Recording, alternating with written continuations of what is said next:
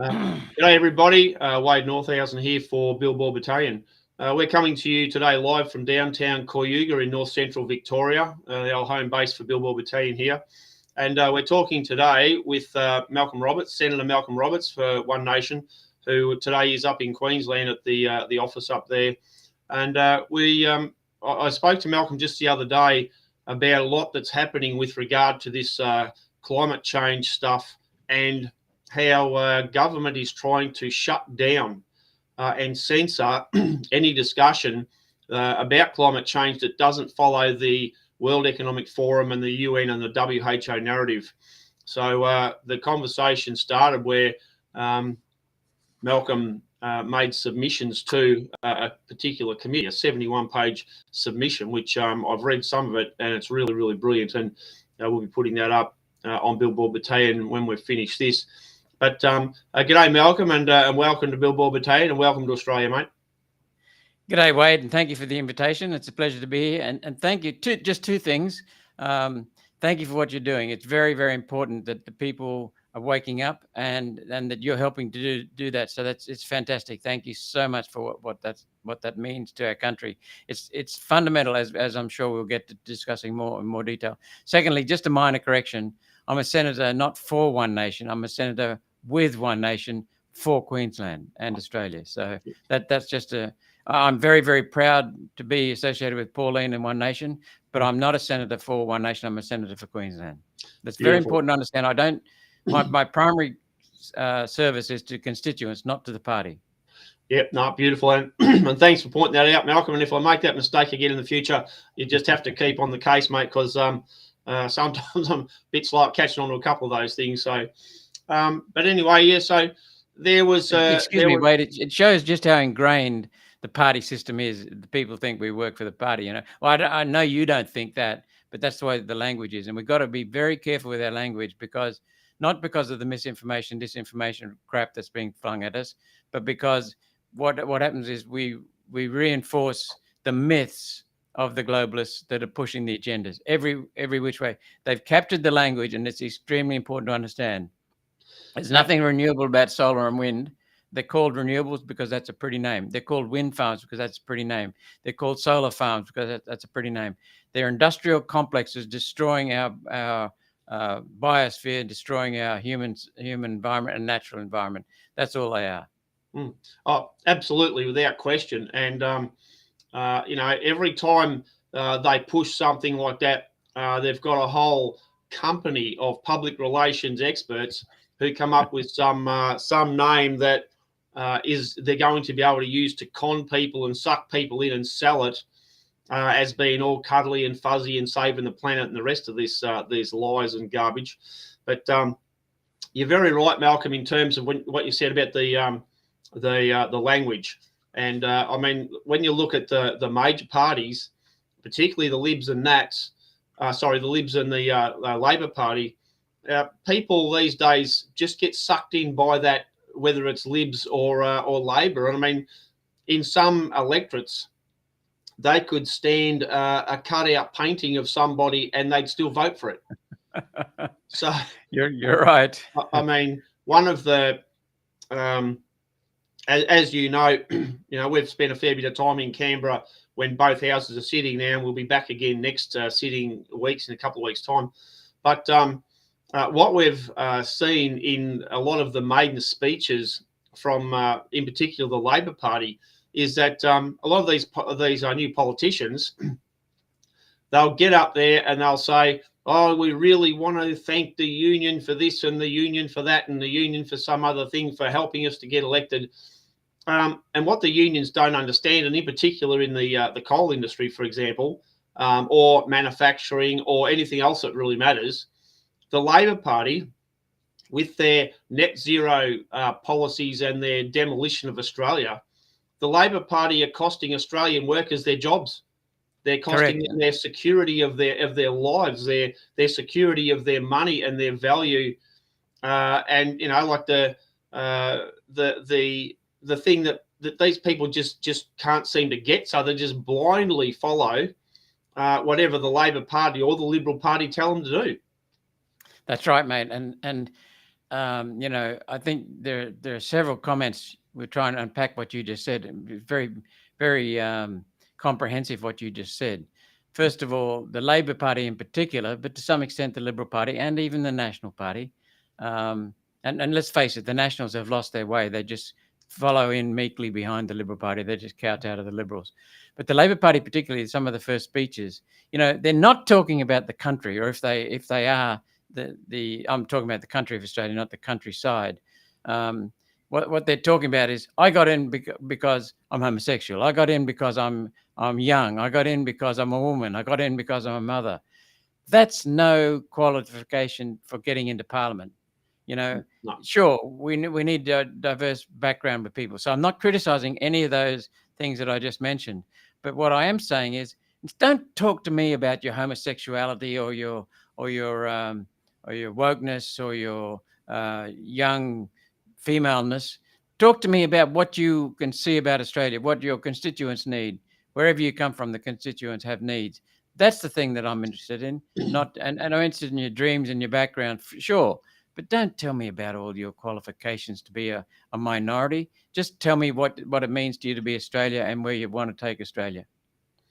Well, look, and 100%. I mean, a couple of things about that. We saw the maiden speech of a new Labor Party senator from South Australia. I think she's 21 or something.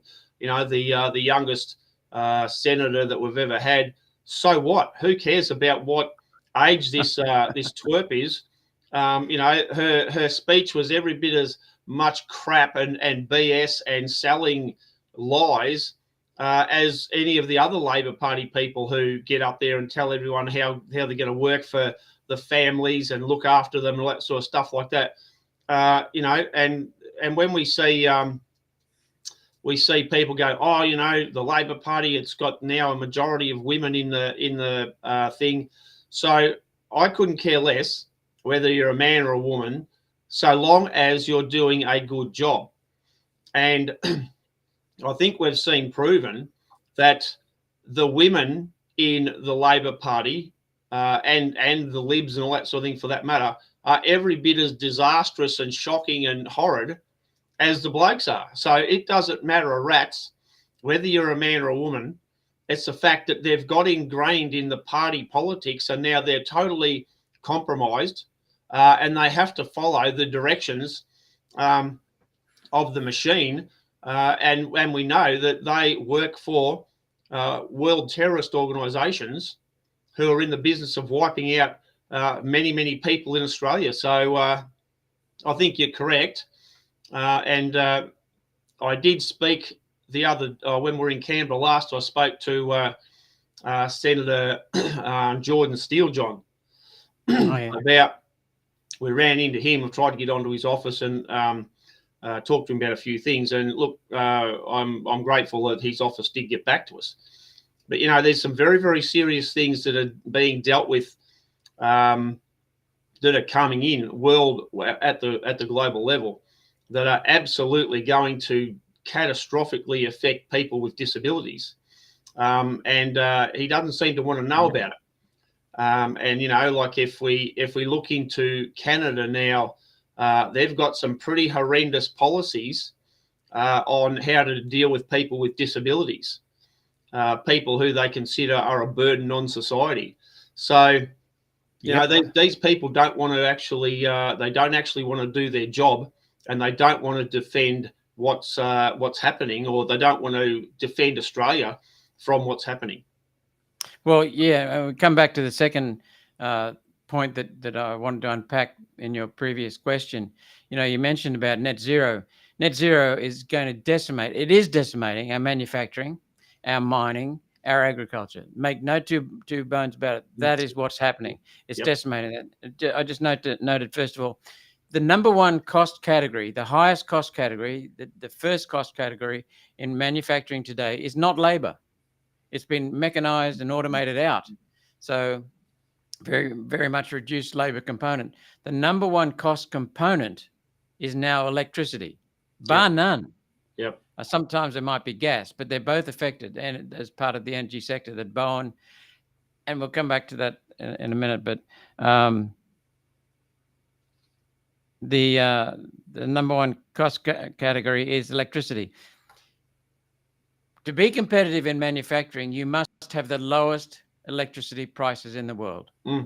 We used to have the lowest electricity prices in the world, Wade. When I was a boy, I grew up in central Queensland, Hunter Valley, in New South Wales, pretty much all over. And what I noticed was the Kurri aluminium smelter for Alcan. It came there along with it, which is in the heart of the Hunter Valley, and Tomago smelter came there, and Tomago, which is in the lower Hunter. They both were built because New South Wales and the Hunter in particular had access to the world's best steaming coal, best thermal coal for power stations, and gave Australia the lowest energy prices in the world. We had the lowest energy prices in the world. John Howard destroyed that. He laid the foundation for the destruction of our electricity generation, our grid, which is the number one infrastructure component in the country. We have now got the highest electricity prices outside Europe. The Europeans are even madder than we are when it comes to net zero. So, and we're almost as high as Europe, but we're the highest outside of Europe, one of the highest in the world. We take our coal out of a coal mine in the Hunter Valley or in central Queensland. We've got very, very good mines in central Queensland. We load it onto a train, ship it to the port, transship it onto a stockpile, and then load it onto a boat, which all costs money. And then we ship it thousands of kilometers across the sea on a boat. And then we transship it at the other end, say in China. And then we ship it across the land, say 400, 500 kilometers to a power station. That coal from Australia powers a power station in China that sells the electricity for 12 cents a kilowatt hour. 12 cents. Remember that figure. Our power stations in this country, in Queensland, for example, or the Hunter Valley, the coal comes out of the mine mouth into the power station. None of those transport costs, not one. And we sell it for between 26 cents a kilowatt hour and 33 cents a kilowatt hour. Double, more than double, almost triple what the price is in China. That is why China, that is the single reason why China is now the world's manufacturing center and Australia's manufacturing is being decimated. Just remember those figures. That started with John Howard. He laid the foundations of the destruction of our energy sector in his term that ended in 2007. He introduced the policies of the renewable energy target, which is now killing our industry. He laid the foundation for stealing farmers' property rights to comply with the UN Kyoto Protocol.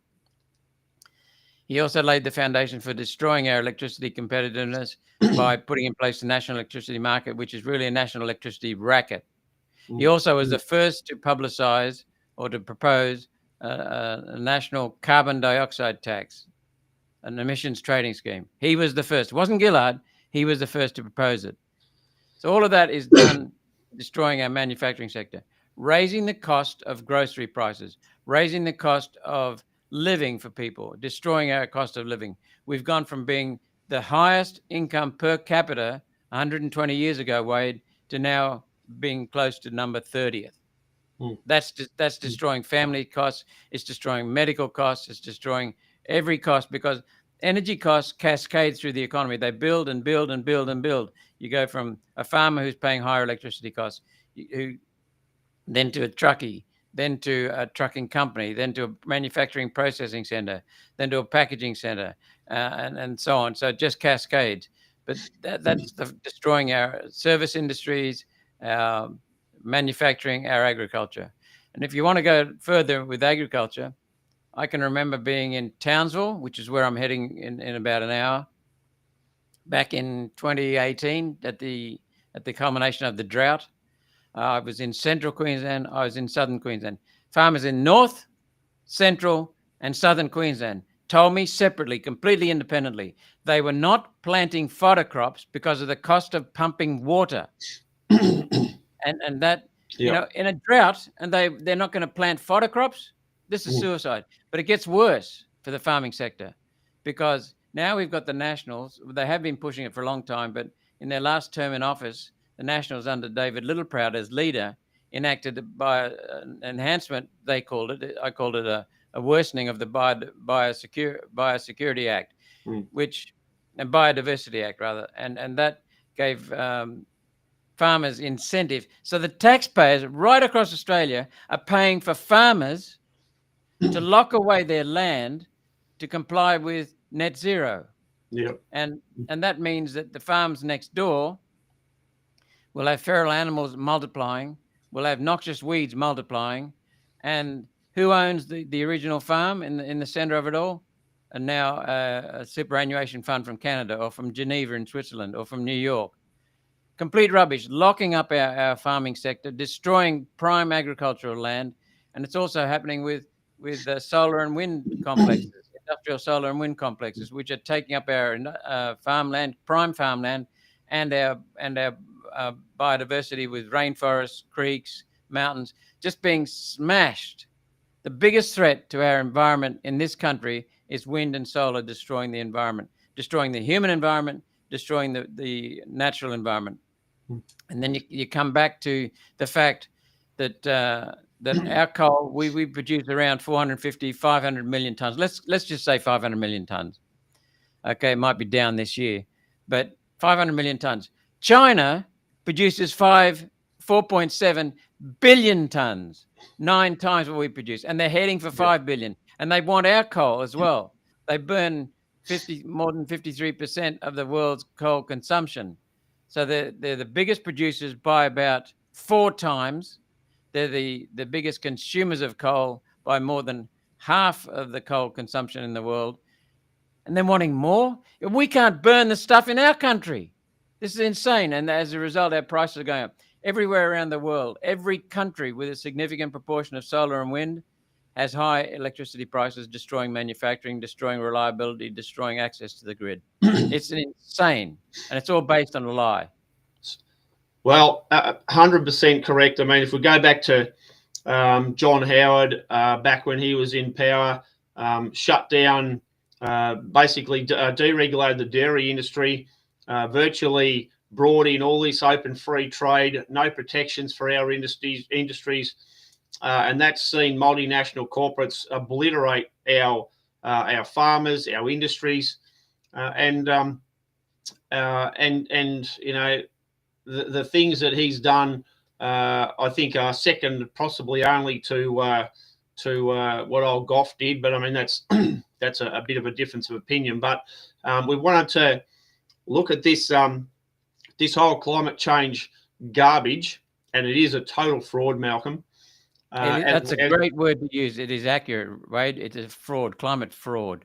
Absolutely, and people think, and here's the sleight of hand.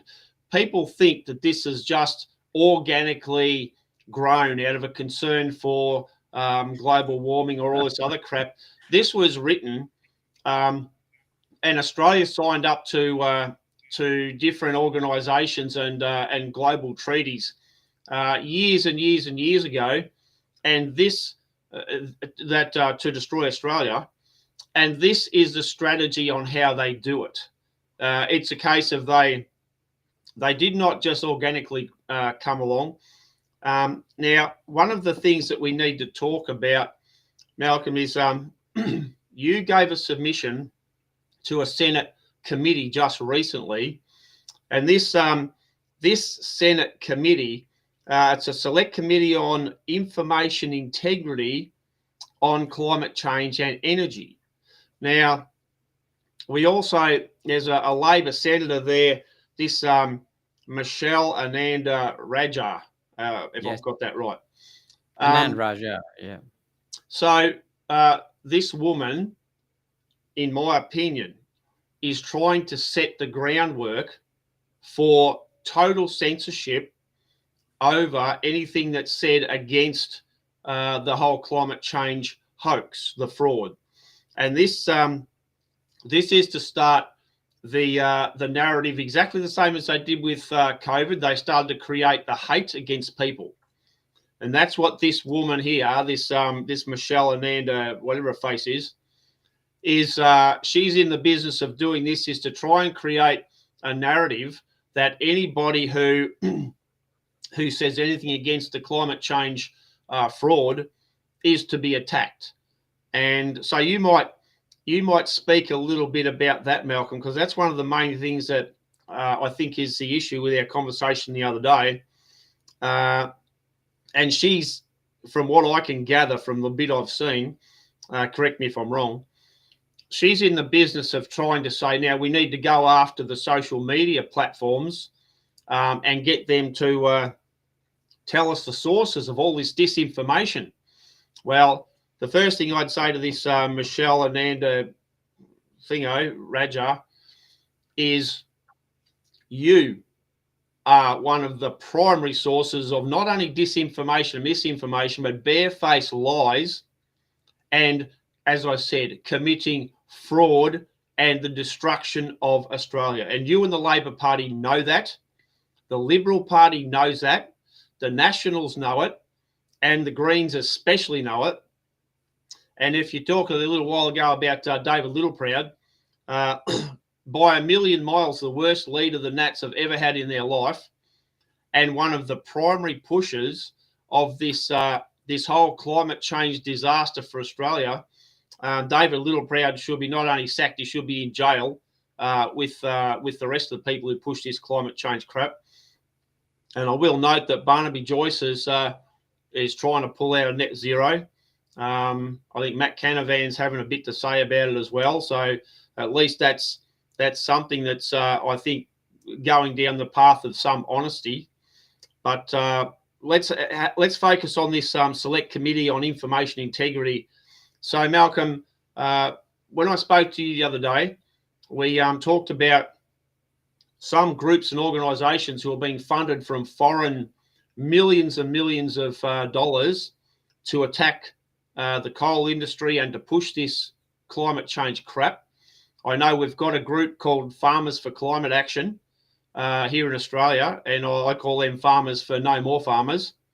They're pursuing their own suicide in pushing this, because as we know, the whole purpose of this net zero crap and the climate change, when the WHO takes full power under the CDC, the primary targets will be farmers under this getting to net zero.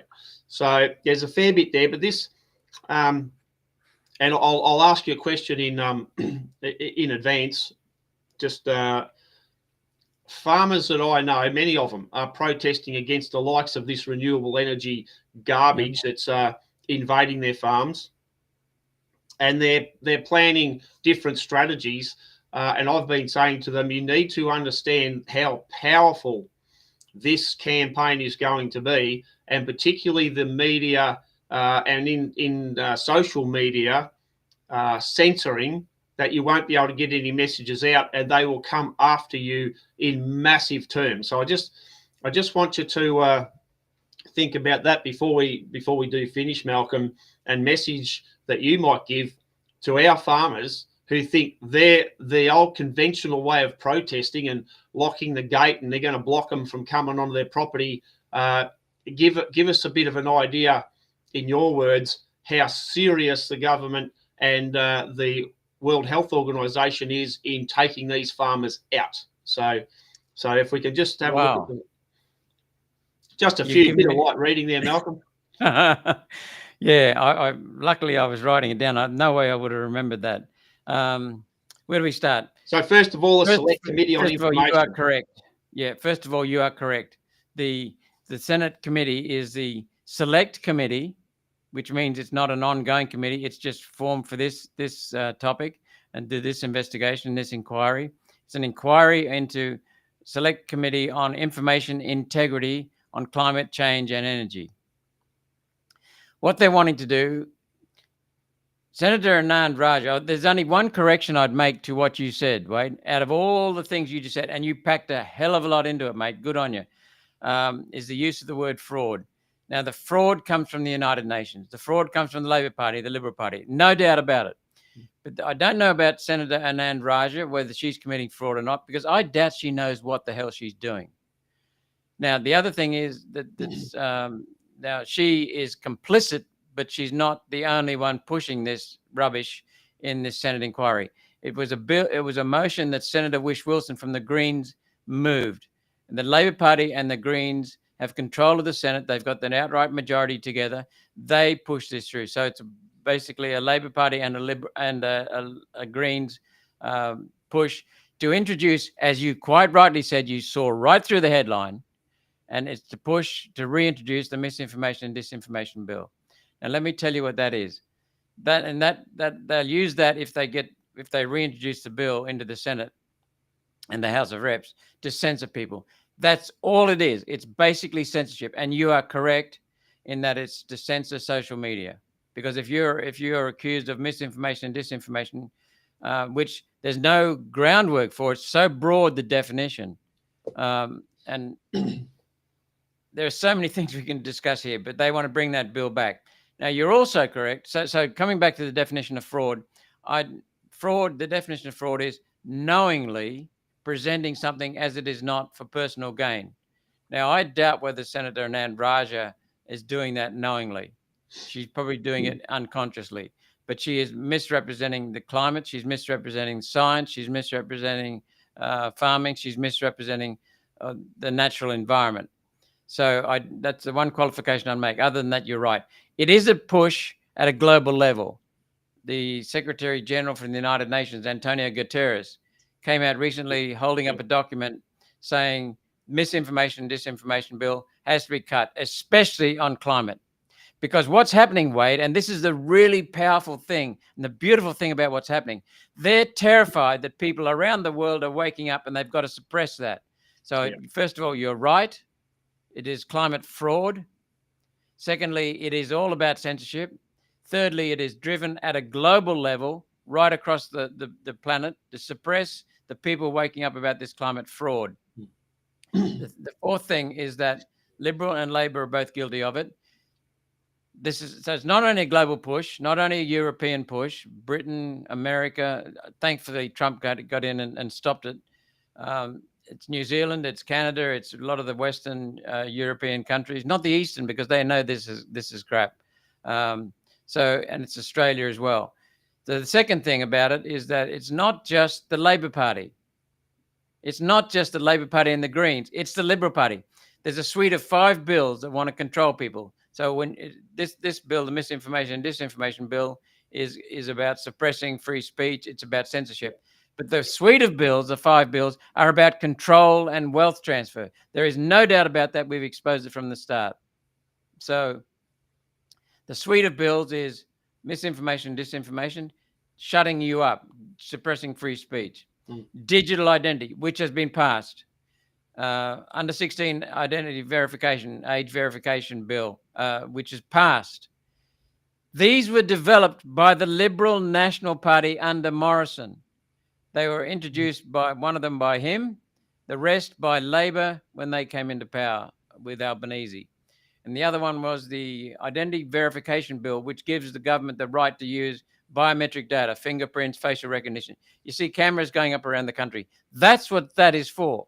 The fifth component is for the development of a central currency that is linked to a global digital currency. Sorry, I should have said a central digital currency. Now, we know from my questioning of the Reserve Bank has been researching this, running trials with regard to a central bank digital currency in Australia and connecting it to a global.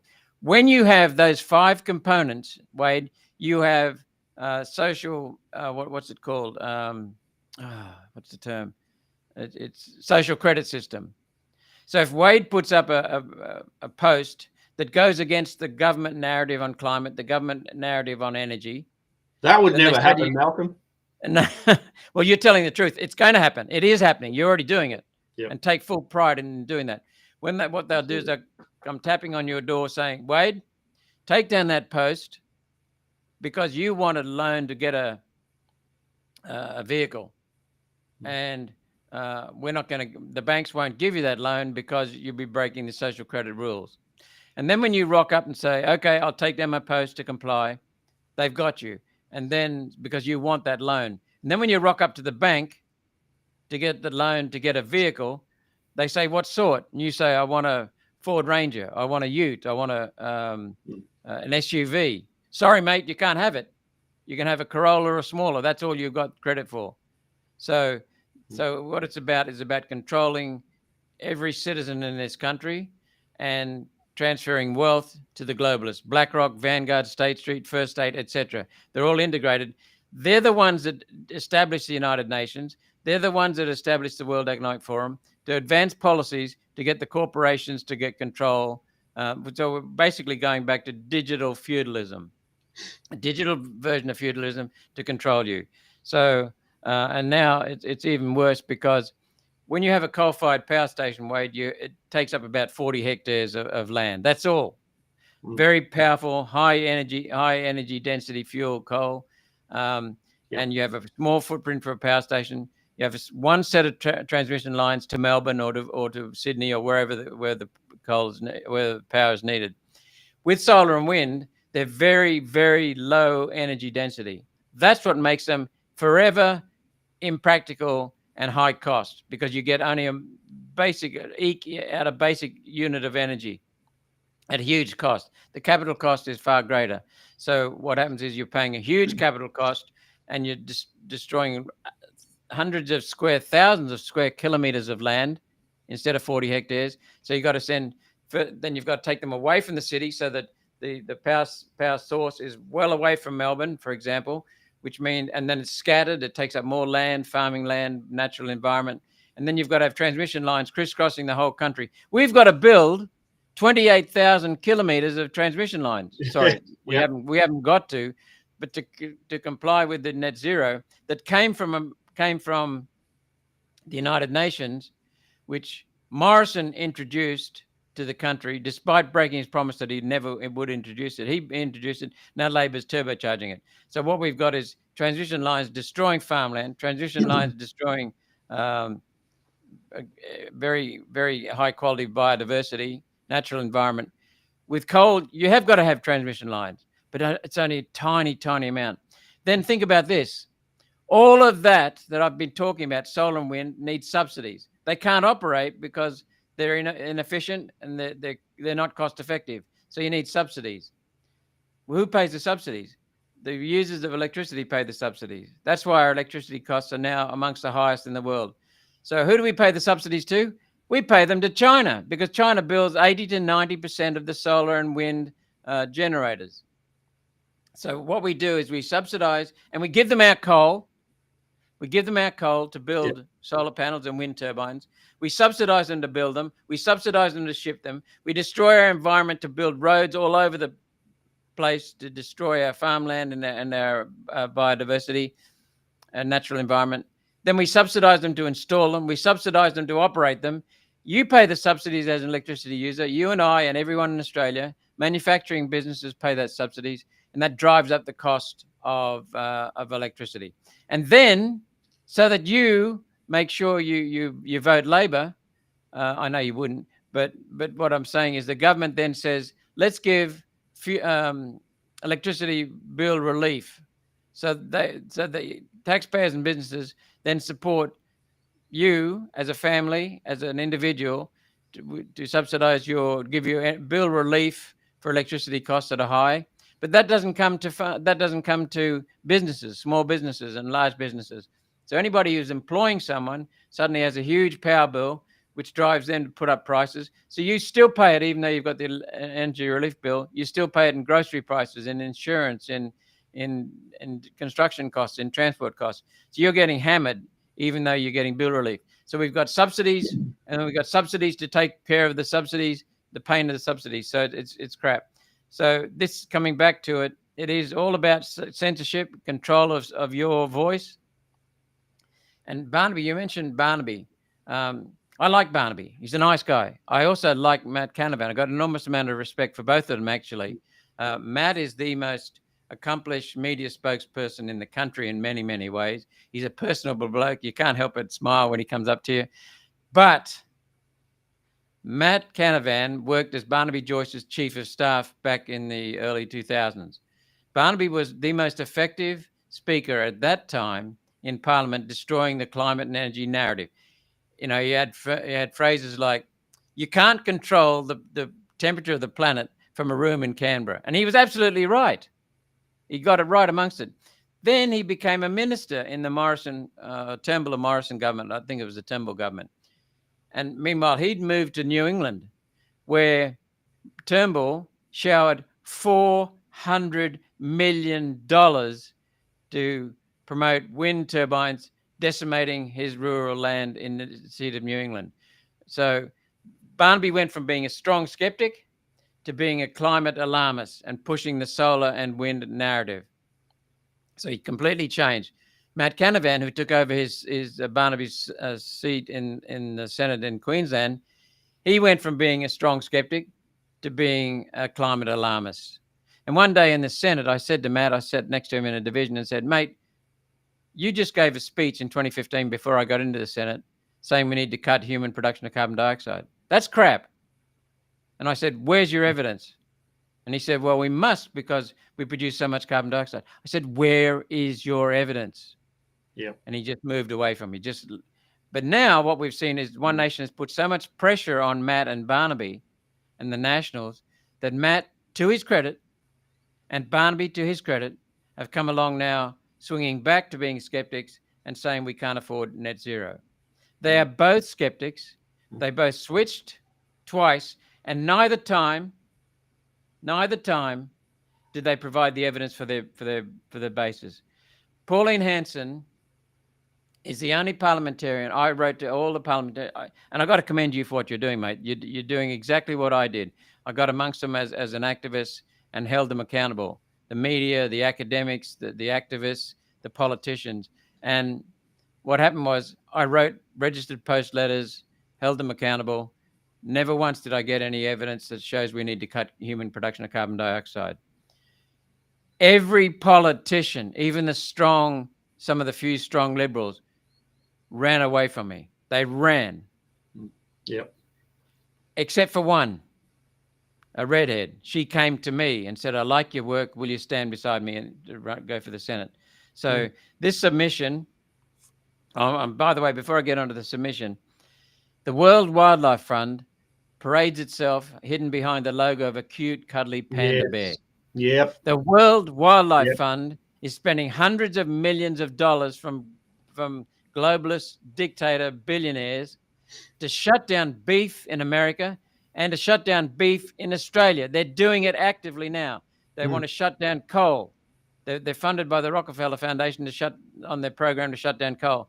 Yes. And they're shutting down fishing. They're going into the Gulf of Carpentaria, for example, buying fishing licenses, then sitting on them and just shutting down our fishing industry. They want to destroy the production of protein. They want to destroy the production of cheap energy. That's what the World Wildlife Fund is doing. And they're destroying farmers' livelihoods. And the whole thing is based on no scientific proof. No scientific proof. All the energy policies are based on no policy basis. There's no policy basis for this. It's just straight out lies and fraud. So with the submission, it's broken into basically a preamble, the definition of misinformation and disinformation.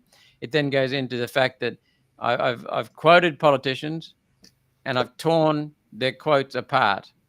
There is no evidence. John Howard, who I think is I was a big fan of John Howard's. I now think he's the worst prime minister we've had since the Second World War. I agree with Viv Forbes. John Howard said that he would not sign the Kyoto Protocol, and everyone cheered. Then he said, "But we will comply with it." He put in place compliance with the UN's Kyoto Protocol, and his party at the time, and they introduced the renewable energy target, which is now gutting our electricity grid. His government stole farmers' property rights, which is sacrosanct. You cannot do that. Yet he did it. And what's more, his government went around the Constitution, because in the Constitution, farmers would have been entitled to hundreds of billions of dollars of compensation for that. And he got the states to do it. And it's in writing from the state premiers of Queensland and New South Wales. It's on record. So his government stole farmers' property rights to comply with the UN's Kyoto Protocol. They put in place the national electricity market, which is a national electricity racket. It's a bureaucratically controlled racket. It is not a market. So he put in Yep. place those three things and a few more. And we were told that it's based on science. He got the boot in 2007. In 2013, very quietly in faraway London at the Global Warming Policy Foundation, he said on the topic of climate science, I am agnostic. He didn't have Yep. the bloody science. The Labor Party's not got the science. So my submission goes to the fact that I've given example after example after example after example of politicians in prominent positions making quotes, never presenting the evidence, never. Then I go into why we know that's the case, and I get into holding the CSIRO accountable, the Bureau of Meteorology accountable, which I did. Yeah. Much the same as you're doing, and I held them accountable. They have never presented any scientific proof or any policy basis for these policies. Then I go into the United Nations, which drove this, started it, and Maurice Strong, who admits that, what did he say? The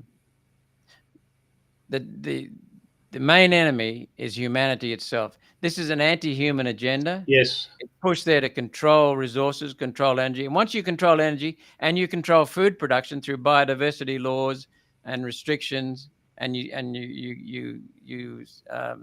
subsidize the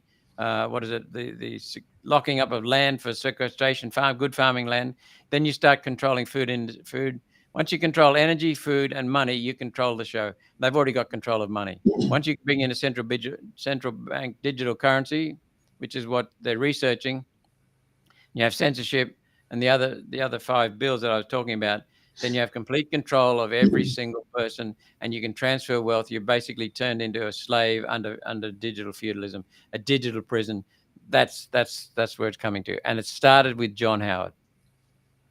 Well, look, there's a fair bit there in what you're saying too, Malcolm.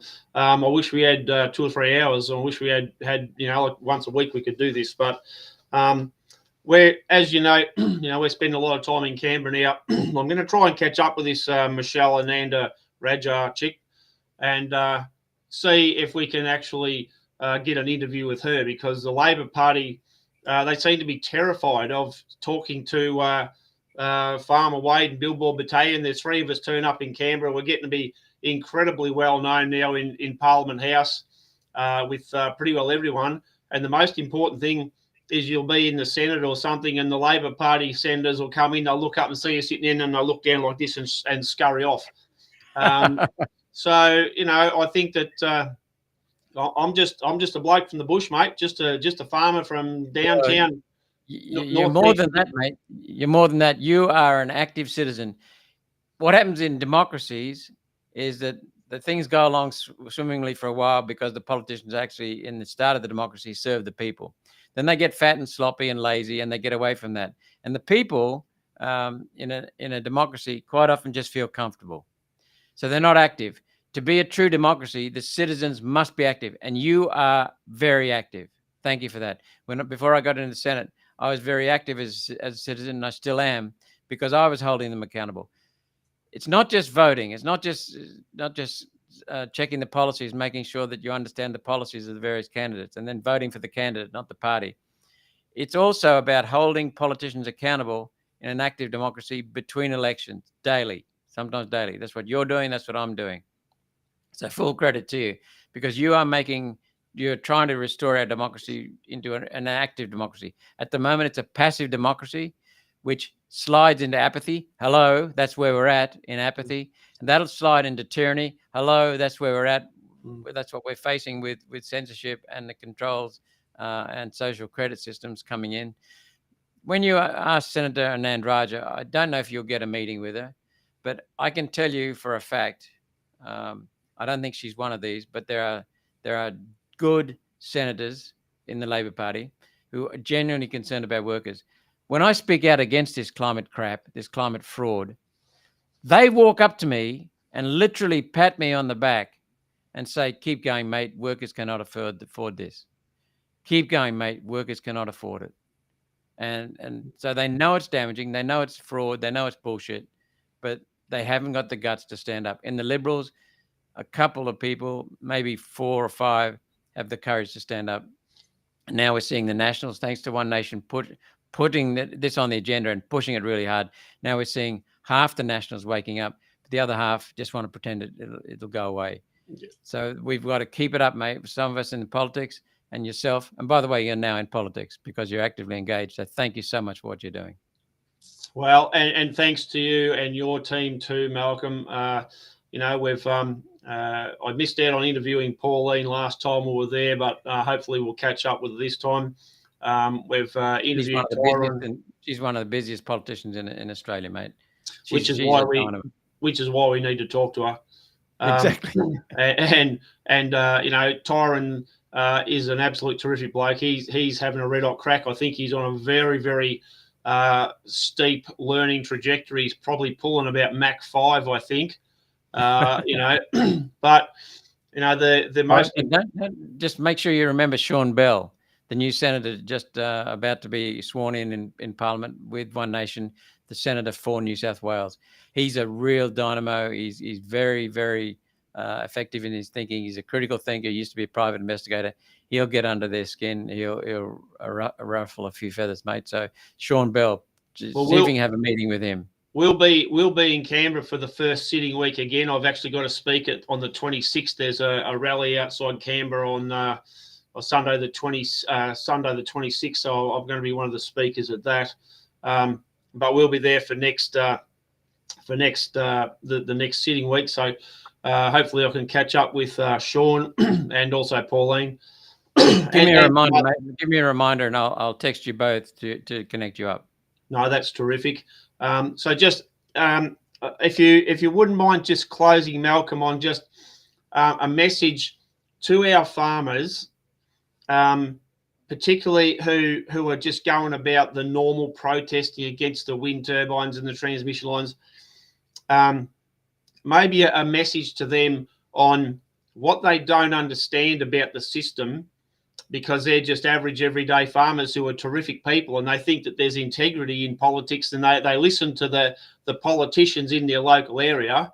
They listen to the lawyers and the politicians, and they're getting led straight over the cliff. So you might give them just a final message on how serious it is to take this stuff seriously and to come up to speed with what's actually happening, and how they intend to shut them down from being able to protest or speak about anything at all. Right. I'll give you two messages. First of all, this is deadly serious. It will involve lives, because hospitals will shut. People will die as a result of some of these policies that are being pushed by Labor, Liberal, Nationals, Greens, Teals. So it's a concerted effort. It's being pushed from overseas as part of a globalist agenda. There is clear evidence of that. Yep. The founder of this movement, Maurice Strong, was a senior UN bureaucrat, and he said he had two aims with his life. He's dead now, but he died just before the Paris Agreement was signed. He's dead now. He said he had two aims for life. One is to put in place an unelected socialist global governance. They want to put communism around the planet. They want to destroy nations. They want to destroy families. That's part of it. The second one was to deindustrialize Western civilization. So if you value Western civilization, wake up. That's the first thing. The second thing is farmers, by their nature, deal with nature, and they understand what's really driving climate. So if you pause and think, do your research, have a look at my submission once Wade draws attention to it. It talks about the politicians. It talks about the agencies that are fraudulently pushing this rubbish. It then talks about nature. Nature controls the climate, mate. Nature entirely controls the climate. We cannot even affect it in the slightest bit, apart from regionally by clearing land excessively. That changes the climate for a regional basis. We are not affecting the global climate. It is complete horseshit. Complete horseshit. So my request to farmers is, you are very practical people. You're doing the most important job in the country. Please, those who are awake, join with Wade. Spread the word. Those who are not awake, please do your own research. Don't trust me. Don't trust Wade. We have done the research. Get out there and do your own research and wake up, please, because we have got to stop this before it gets entrenched forever. And there is Absolutely. hope because people are waking up around the world. That's why they're pushing this misinformation, disinformation, censorship bill on people. They want to shut you down before you wake up. So those who are awake, keep going. Spread the word. Those who are not awake, please pause and think. Well, we only just defeated the misinformation, disinformation bill last, I think it was November. And I was very, very grateful for you and Pauline coming in and speaking on stage with us, because we did a protest at Canberra Parliament House there, Billboard Battalion, and some of the other politicians who came out and spoke against it. So I think we dodged a bullet by just the skin of your teeth. I think two senators were what got it defeated. There was only, I think, 2 crossbenchers was the numbers that made it there. So well, thanks no, very wait. much. Actually, that's not correct. The misinformation, disinformation bill was introduced as a talking point by the Morrison government. It was developed by the Morrison government. Then it was going to be introduced into the federal parliament by the Labor Party once Albanese got into power. I think it was introduced into the lower house, the Senate. Into the lower house, the House of Reps. Pauline and I think our conference, we organized a conference to expose this, and it wasn't politicians that defeated that. It was the people, because the people, once they heard about it, and our conference, and we brought prominent speakers involved. This is years ago. The people put so much pressure on the Labor Party in the Senate and the Liberal Party in the Senate that they withdrew the bill. We know, though, and it's now being proven, Wish Wilson and Anand Raja, the Labor Party and the Greens, are pushing this inquiry into misinformation and disinformation to bring it back. That is their objective. Yes. So the only way to defeat this is by the people standing up. So, mate, please keep going. Please keep going. Absolutely. Get others involved and smash this. Absolutely. Well, look, we certainly will, Malcolm, and also same to you. It'll be good to catch up again when we get back up to Canberra, and hopefully we can rein up a few more pollies to understand. Well, Billboard Battalion's here again. They're not going away. They're going to keep on this case, and we're going to keep chasing them to expose what they're doing and to push the truth, because you can have as many protests outside as you like, which protests absolutely have a purpose, but you also have to be putting the pressure on from the inside. And when I say putting the pressure on, we're not working on the whole, oh yes, well, you've got to be in the tent, so you've got to cop it on the chin with whatever they want to do. No, we go inside the tent, and I'll say this, not literally, but you've got to go in the tent and start swinging, because if they can control you, and this is what we see with a lot of the farmers' organisations, they go in there and they're seduced by the politicians, and they come out and say, oh, look, we really can't fight for farmers. We're supposed to, but, if we do that, the politicians won't talk to us. So every time The National Farmers Federation is pushing this crap, pushing this climate agenda. Absolutely. And what is it? Farmers for Climate Action. That's just a made-up group that pretends to be representing farmers. It's not. It's an activist group pushing this climate and energy agenda. The Farmers Federation, the farmers agencies, some of them are lost. They're locked up in pushing the government agenda. That's right. They're more interested in having their snout in the trough and having be able to say, oh, look, well, we met with the Prime Minister and we know the Minister for some other crap and all this. And they're seduced. They are just absolutely so desperate to be able to drop names and get all the bits and pieces and all the well, I won't go too far on saying about insider trading and getting prior knowledge of things that I won't say that. But they get money from the government. Some of these farmers' federations get money from the government to push the agenda. We know that. All right, Malcolm. See you, mate. All right, thanks very much for that, and have a good trip up north, mate. We'll catch up a bit later. We're leaving for Townsville pretty soon. Thank you for respecting my time.